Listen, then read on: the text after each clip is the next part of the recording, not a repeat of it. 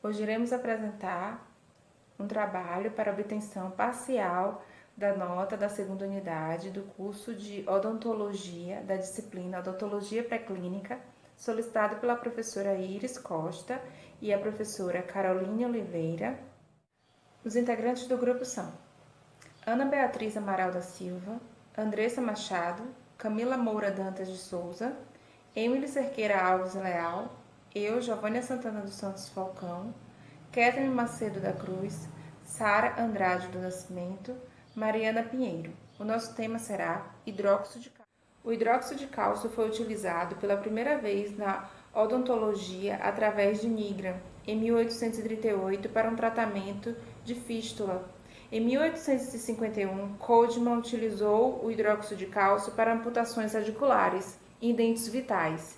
Em 1920, Hermann utilizou o hidróxido de cálcio para tratamento de dentes desvitalizados na endodontia e colocou o hidróxido de cálcio no comércio com o nome comercial de Calcio. Propriedade do hidróxido de cálcio. O hidróxido de cálcio é obtido através da reação de calcinação do carbonato de cálcio, que reage com a água. Sua fórmula molecular é CaOH2. O hidróxido de cálcio apresenta-se na forma de pó branco. O hidróxido de cálcio possui pH alcalino, é pouco solúvel à água, possui propriedades bactericidas, bacteriostáticas, possui também a propriedade de formador de tecido mineralizado. Bom dia, agora irei falar sobre o mecanismo de ação. A ação desse material ocorre por meio de atividades enzimáticas. E quais são essas atividades enzimáticas? A inibição das enzimas, que ocorre um efeito antimicrobiano, que é o bacteriostático ou bactericida, e a ativação das enzimas, que ela promove um efeito mineralizador. Agora irei falar sobre a inibição das enzimas bacterianas. O poder antimicrobiano do hidróxido de cálcio tem relação direta com seu alto valor de pH, que impede o transporte de nutrientes e componentes orgânicos através da membrana citoplasmática da bactéria, inibindo as atividades enzimáticas necessárias à vida desse organismo. Agora irei falar sobre a ativação das enzimas teciduais. O reparo ideal de comunicação entre o meio interno e o meio externo dos dentes é a formação de um tecido mineralizado, promovendo o selamento biológico. O HC, quando entra em contato direto com os tecidos pulpares ou periapicais, ativa o processo de formação do tecido mineralizado, a partir dos íons de cálcio liberados por ele. Logo em seguida, ocorre a formação de granulação de calcita, as quais iniciam o processo de indução e formação do tecido mineralizado. Bom, os produtos à base de hidróxido de cálcio atualmente são amplamente utilizados na odontologia, podendo ser utilizados em diversas situações clínicas, como na proteção pulpar direta, na proteção indireta do complexo dentino pulpar. Pode ser utilizado também em curativos temporários, na fixação de próteses provisórias e pode ser utilizado na limpeza de cavidades para desinfectá-las antes da proteção pulpar e da restauração. A utilização do hidróxido de cálcio na área odontológica dispõe-se de diversas vantagens e desvantagens, tanto para o profissional quanto para o paciente. As vantagens da utilização do hidróxido de cálcio é que este material apresenta baixo custo, ele é de fácil aplicação e é considerado efetivo quando é aplicado de forma correta. Ele também possui propriedades bactericidas e bacteriostáticas, e sua recuperação é rápida, sendo que a recuperação do tecido pulpar é completa, formando assim uma barreira mineralizadora. A utilização do hidróxido de cálcio não promove reações tóxicas ou imunológicas quando inseridas ou em contato com o tecido vivo, e ele é um material biocompatível. Bom, já suas desvantagens é que nos últimos anos está sendo observado por diversos pesquisadores que o uso de hidróxido de cálcio como mediador intracanal pode causar o enfraquecimento do elemento dentário, Foram relatados esse enfraquecimento principalmente em tratamento de dentes que sofreram por trauma e que tinham o ápice aberto. A hipótese para o enfraquecimento dentário diante da utilização de hidróxido de cálcio é que provavelmente ocorra por uma ação do hidróxido de cálcio na matriz orgânica da dentina, determinada pelas fibras colágenas, sendo que o hidróxido de cálcio causaria ruptura da ligação entre essas fibras e a hidroxiapatita, devido à sua alta alcalinidade, desencadeando assim a desnaturalização das proteínas e proteoglicanos que fazem essa ligação. Esse fator tornaria a estrutura dentinária mais dura, menos flexível e, consequentemente, mais friável. Entretanto, esse enfraquecimento ainda não está completamente compreendido e está sendo analisado e pesquisado para que o tratamento com a utilização do hidróxido de cálcio seja preciso e que não cause danos. Outra desvantagem da sua utilização é que o hidróxido de cálcio apresenta baixa resistência mecânica, seu material é solúvel em meio bucal e ele não apresenta adesividade às paredes cavitárias. A apresentação clínica.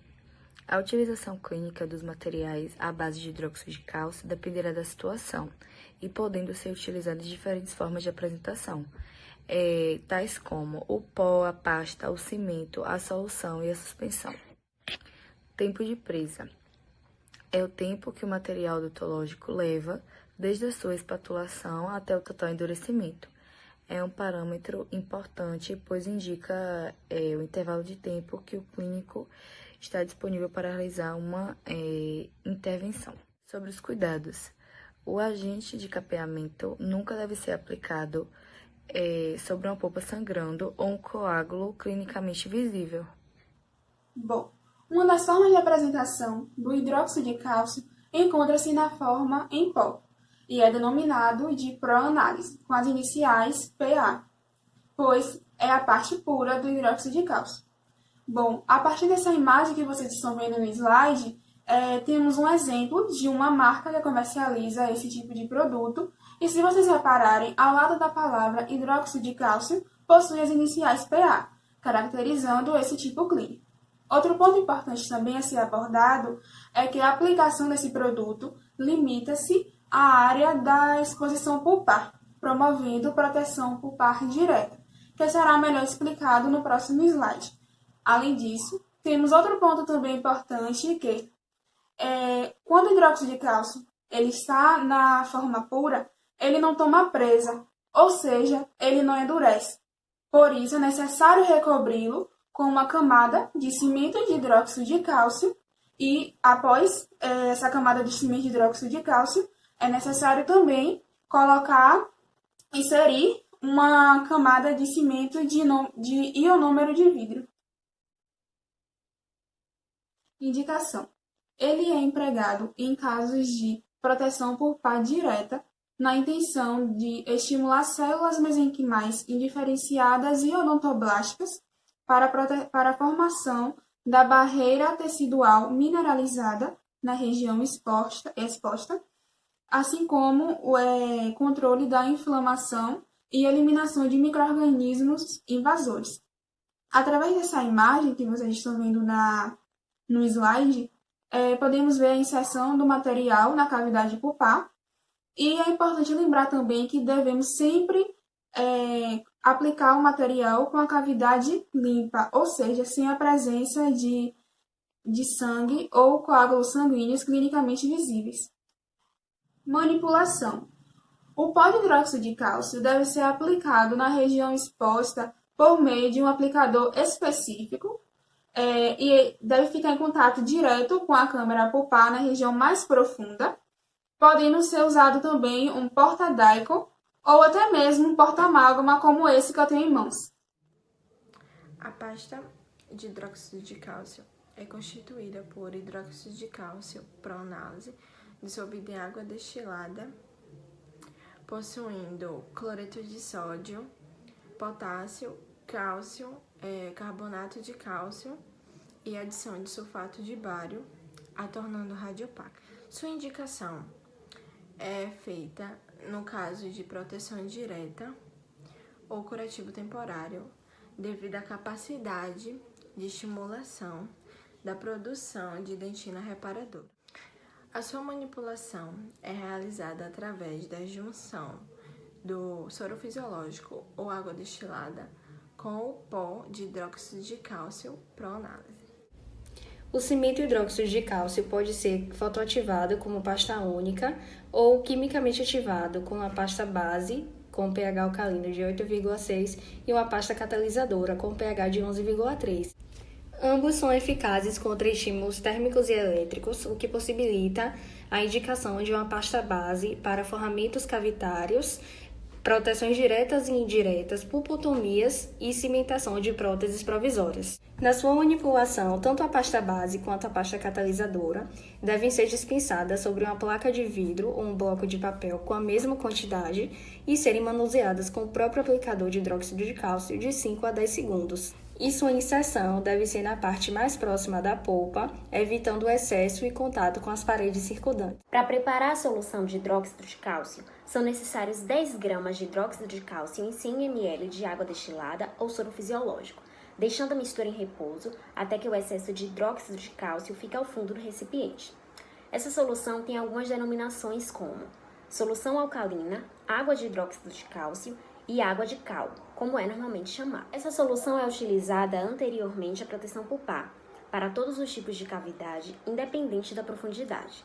Como já dito, a solução é alcalina e, por conta disso, o pH da cavidade é neutralizado e atua como antibactericida, hemostático e atua também na calcificação dos dentes e também auxiliando na limpeza. A suspensão do hidróxido de cálcio nada mais é do que a agitação antes do uso da solução de água de hidróxido de cálcio, quando o excesso do hidróxido de cálcio ficou ao fundo do recipiente. Após sua introdução na cavidade dentária, uma película branca e fosca é formada e é utilizada para o forramento e limpeza da cavidade. Em geral, é mais utilizada quando há uma exposição pulpar ou nos casos de irrigação das raízes. Nosso caso clínico vai falar sobre pulpotomia conservadora com hidróxido de cálcio. Paciente com as iniciais CVSO, sexo feminino, 14 anos de idade, compareceu à clínica integrada da Faculdade de Odontologia da UFAL, encaminhada por um cirurgião dentista para a realização de tratamento endodôntico. História médica da paciente. Paciente se apresentou em boas condições de saúde e não estava sob cuidados médicos. Não relatou enfermidades, nunca apresentou reações incomuns a anestésicos ou outros tipos de medicamento. Bom, a história dental desse caso clínico foi que a semiologia subjetiva apresentou que o paciente queixou-se de uma sintomatologia dolorosa provocada pelo estímulo térmico no elemento 36. Já a semiologia objetiva, o elemento 36 apresentou um quadro clínico de ampla cavidade de cárie exposta ao ambiente bucal, com microexposição pulpares. Durante o procedimento, foi observada a coloração vermelha da polpa após a retirada do teto da câmara pulpar e da polpa coronária, e em seguida foi observada o aspecto macroscópico da polpa radicular, seguindo da remoção do material capeador das paredes circundantes da coroa. Posteriormente, foi aplicado o tosporin, que foi removido após 10 minutos, e em seguida a aplicação do hidróxido de cálcio puro pró-análise somado com a pasta de hidróxido de cálcio, que foi excisada 0,5 milímetros abaixo da entrada dos canais. Aspectos finais do caso clínico. Realizou-se uma base protetora com cimento de anômeros de vidro e realizou também uma restauração com amálgama. Após 60 dias, a paciente retornou ao consultório, não apresentando alterações clinicamente, nem sinais nem sintomas, como mostra a radiografia. E essas foram as referências que nós utilizamos no trabalho.